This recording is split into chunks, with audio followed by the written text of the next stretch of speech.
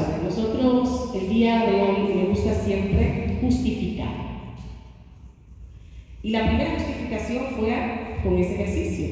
Yo pienso que lo que justifica que estemos aquí son nuestros pacientes. Y por eso, definitivamente, pensar en uno que evolucionó fantástico y otro que no evolucionó tan fantástico. Pero siempre hablar de la incidencia, decíamos, eso es una de las condiciones más frecuentes, lo sigue siendo, aún después de la pandemia. Nosotros quisimos traer un poco de lo que hemos investigado en nuestra región. Y si ustedes se dan cuenta, en este estudio que se muestra aquí, que está por ahí en mi salud, en el estado de la Escuela de Psiquiatría Infantil local, para ese año, que ustedes ven, era 8.1, pero para el 2022 subió a 14. Sigue siendo muy frecuente eso. Justifica que sigamos hablando de esta condición, justifica lo que decíamos en la mañana de hoy, que nos renovemos, que busquemos nuevas formas de approach para poder dar respuesta. Y bueno, por supuesto, un poco, pues es lo que dice acá. Nosotros no pretendemos decirle muchas cosas que ustedes no saben, definitivamente que no. Queremos que esta plática de estos minutos sea para reflexionar qué debemos buscar, qué debemos esperar. Y decíamos anteriormente que en definitiva hay muchas cosas que sabemos, pero que debemos profundizar. Y una de las cosas que yo quiero dejar remarcado es que cuando recibimos a un niño en la consulta, tenemos sobre el 65 a 75% de posibilidades de que el tutor que lo trae también tenga la condición. Y si vamos a hablar de diagnóstico multidisciplinario, decimos que no solamente el niño que va a requerir el diagnóstico, sino también el tutor o ambos tutores. O en algunos casos, nosotros aquí tenemos muchos abuelos que se hacen cargo, tenemos abuelas con diagnóstico. Y algunos de ustedes seguro que también. Entonces, vamos a seguir la agenda, hablábamos de esa justificación, y yo decía que justifica los pacientes, ya ustedes copiaron ahí en su hoja, que usaremos más adelante, el paciente que evolucionó bien y el que no evolucionó tan bien. Pero yo he querido, en el segundo punto, hablar de la complejidad desde nuestra perspectiva de diagnóstico interdisciplinario versus lo que conocemos como diagnóstico multidisciplinario. Estamos pidiendo a que profesionales, que quizás no son médicos, le den respuesta a esta diapo ha recorrido el mundo. Y por eso le he querido traer aquí. Le estamos pidiendo que sepan diagnosticar un cerebro que tiene esta condición, que científicamente está más que demostrada en 50 años de investigación de larga data. Entonces, nosotros, tanto neuropediatras, neurólogos, psiquiatras infanto-juveniles, debemos estar muy cautos en ese diagnóstico multidisciplinario. Porque no es solamente enviar, es saber a quién enviamos y qué recibimos. Eso es lo primero. Porque, no sé si recuerdan, el cerebro con TDAH y el que no tiene. Y recordar que esto es a lo largo de la vida, en definitiva. Pero necesitamos profesionales en el equipo multidisciplinario que sepan evaluar la atención sostenida, la inhibición de las interferencias, la planificación, la supervisión, la flexibilidad cognitiva. Y me recuerdo a un paciente, el último que vi. ¿Qué le pasa a él? ¿Cuál fue el incidente que describía la madre? Estaba en un fin de semana fantástico, habían hecho todo lo que le gusta.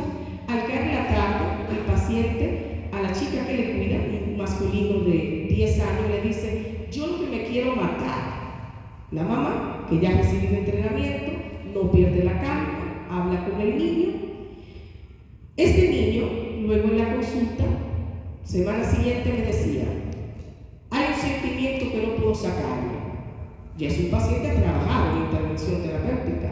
¿Cuál es ese sentimiento? La envidia. Es que no soporto que a mis primos le vaya tan bien. No lo aguanto. Recordar que el equipo multidisciplinario está capacitado en evaluación exhaustiva dice, pero nosotros también. Y si no lo estamos, ¿cómo vamos a ser capaces de responder a estos mitos y juicios? Que incluyen estos mitos y juicios a profesionales del área de la salud y de salud mental y de la neurociencia.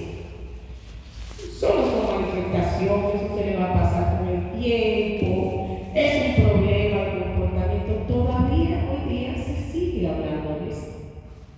Todavía hoy día en cada uno de nuestros países, y no solamente en nuestra región, sino en otras regiones, seguimos confrontando estos mitos. Hay uno de esos mitos que tiene que ver con la parte de la respuesta farmacoterapéutica. Y yo le digo siempre a mis pacientes lo siguiente: si hay algo en psiquiatría que está aprobado, es esto. Porque tenemos que, definitivamente, en nuestro discurso, pues saber, en esta diapo que yo le coloco a continuación, ¿quiénes son los miembros de este equipo multidisciplinario? ¿Quiénes son los que hacen este diagnóstico? Pues tenemos los psiquiatras de niños y adolescentes, los neurólogos pediatras, los neuropsicólogos, los psicólogos clínicos infantiles, los pedagogos, los terapeutas de lenguaje. Pero también, decía algo el profesor Sotulo esta mañana, la atención primaria, pediatría. Debe iniciarse ahí el conocimiento. Entonces, en definitiva, ¿cuántas son las horas que se invierten en formar a los estudiantes de medicina general en este tema? No le voy a dar la respuesta, yo creo que todos ustedes lo conocen. Mínimas. ¿Quién da esta información? Vamos a sacar un promedio. Hay algo que estamos ahí investigando. Aproximadamente de 3 a 6 horas. Algunas universidades tienen la suerte de llegar a 10, que es un módulo completo. Muy bajo. Entonces, en definitiva, en esa evaluación, en ese diagnóstico multidisciplinario, debemos hacerlo experto en valorar la atención, las habilidades visoespaciales, la parte de las nopsia, las funciones ejecutivas, todo esto. Pero también el que pertenece al equipo multidisciplinario debe ser capaz de poder valorar. ¿Y en qué más debe ser experto? Lo mencionaba el profesor Juan David esta mañana. Experto en desarrollo evolutivo. No se puede diferenciar lo esperado de lo no esperado si no se conoce lo esperado. Entonces, a la hora de que el diagnóstico multidisciplinario está sobre nuestra mesa y nos llega, entonces, saber este aspecto. Si el profesional del equipo no tiene el nivel de expertise, pues procurar que lo posea, que lo maneje. Esa es una diapo de uno de los libros del profesor Juan David Palacio. Yo siempre la robo esta diapo. Si hay que decir aquí, testifico, robada. Hay 600 personas conectadas. Perdón, no es robada, es prestada. Bueno, debemos pues usar parte de los colegas que están convocados. Y en esta parte también se debe hacer experto el profesional en la detección de comorbilidades. Estas comorbilidades a lo largo de la vida. Si el profesional del equipo multidisciplinario no tiene este dominio, va a ser difícil que pueda ser un ente que genere cambio. Entonces, voy resumiendo algunos detallitos. Desde el punto de vista médico, cuando estoy en equipo multidisciplinario, ¿qué debo tomar en cuenta? Identificar al niño con la condición, determinar los tipos de presentación, establecer tratamientos farmacológicos personalizados. No sé ustedes, pero yo he tenido hasta trillizos. Ninguno se repite. Traje hecho a la medida. Aunque el padre te diga, ¿por qué no le fue igual que a su hermano? Ah, precisamente porque son diferentes. Desde el punto de vista psicológico, implementar técnicas y estrategias conductuales, pero que sean medibles. Licenciado, ¿qué usted está haciendo al terapeuta? Terapia conductual. ¿Pero qué es lo que hace? En muchas ocasiones en nuestra región, no sé su experiencia, no tienen la respuesta. Y yo digo que si no tiene la respuesta, es que no sabe lo que está haciendo. Quede esto grabado. Cuidado, atención. Desde el punto de vista educativo, la necesidad de ese acercamiento con el sistema escolar, las acomodaciones, lo que tiene que ver en el impacto de la calidad de vida del niño, de la familia y de la escuela. Recordar que en muchas ocasiones tenemos también profesores desesperados, porque dar respuesta, como en esta diapo yo trato de significar, al impacto pedagógico propio de esta condición, desde el equipo multidisciplinario es toda una tarea. Porque ¿cómo adentrar esta cantidad de libros dentro del cerebro?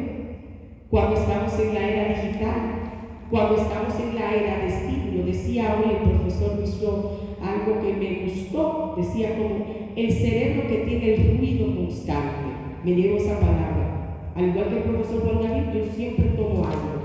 Es un cerebro con un ruido constante y le queremos acomodar todo esto como está en esta diaria. Y para poder hacerlo, no podemos hacerlo solos, definitivamente que no. ¿Cuáles son los objetivos que se deben trabajar a nivel pedagógico? Yo he querido hacer un resumen, dije que aquí traigo cosas reflexivas. La dificultad en la comprensión, sabemos el omitir palabras, el interpretar, esa interpretación del paciente con TDAH, sea niño, adolescente o adulto. ¿En cuántas ocasiones vemos a una esposa desesperada que te llegó a un hijo adolescente, pero dice, mi marido también lo tiene, doctora, por eso que no ha ido tan mal? Y siempre interpreta que estoy en su contra. No es infrecuente eso. Entonces, poder darle respuesta a las dificultades ante esas tareas sostenidas, pero a una cosa importantísima, a un tema crucial en esa respuesta de diagnóstico multidisciplinario, que es lograr que ese paciente luego de estable permanezca y esté motivado, toda una gran tarea.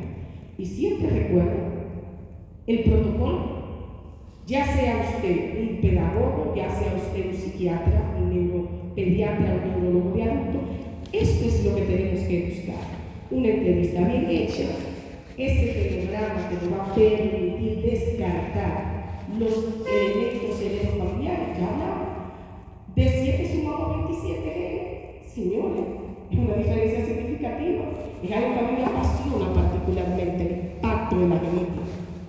Entonces, el inicio de las intervenciones terapéuticas, las evaluaciones neuropsicológicas, todo esto debe cumplirse para hacer un diagnóstico multidisciplinario real. Y esto es lo que yo le digo, estimados colegas, que ustedes deben tener en una foto, en una diapo. Y el que evalúa a un niño en esta condición tiene que cumplir este esquema. Si no lo está cumpliendo, hay una frase, algo que a mí me gusta, en honor al profesor Sotuno lo voy a decir, complicado, algo sucede. Entonces, hay herramientas, voy a completar un poco. ¿Cuáles serían esas herramientas? Yo he querido dividir en etapas, para que sea más fácil y lo llevemos a ese esquema claro. En etapa preescolar, que estamos valorando en ese diagnóstico multidisciplinario, los procesos atencionales, todo lo que conlleva, pues tenemos estos elementos. Las escalas de Wechsler, WIS 4, WIS 5, que es la versión más adelantada. Tenemos las KPE, tenemos los CPT, tenemos por supuesto estas otras escalas, a ver si aquí el señalador me ayuda. Las escalas de escena, los tonos y el bajo. Todas estas escalas, recuerden que no establecen pero nos permiten hacer este traje a la medida para el paciente que es único y repetible. Por supuesto que si lo vemos en edad escolar, que vamos a seguir dando las mismas respuestas, aquí señalizamos siguiente. En pocos países de la región latinoamericana se tiene lo que se llama la validación de las pruebas estandarizadas. En las escalas de Wechsler en particular, pues algunos países como Argentina, México pueden tener validaciones, pero en Caribe, Centroamérica no se posee. Por eso nosotros queremos proponer, ya tenemos años trabajando en el servicio que manejamos, la utilización de las escalas de Rías. Decía el profesor Sotulo, estoy completamente de acuerdo, hay que saber el nivel del cociente intelectual del paciente. Nos ayuda muchísimo para establecer estrategias de abordaje. Entonces, las escalas de Rías no necesitan ser estandarizadas, pueden ser aplicadas, por eso la colocamos aquí como una propuesta. Luego tenemos aquí algo que a mí me encanta. Hace algunos años llega a América esta prueba, la profesora Andrea, recuerdo que nos pusimos en una liga y fue abanderada de esta. Es la prueba del aula, una prueba que ahora tiene diferentes versiones, una prueba ecológica, de CPT, que nos permite ver cuáles son los focos de atención del paciente, pero nos permite ver la evolución del paciente, nos permite tener un lenguaje común con los miembros del equipo multidisciplinario.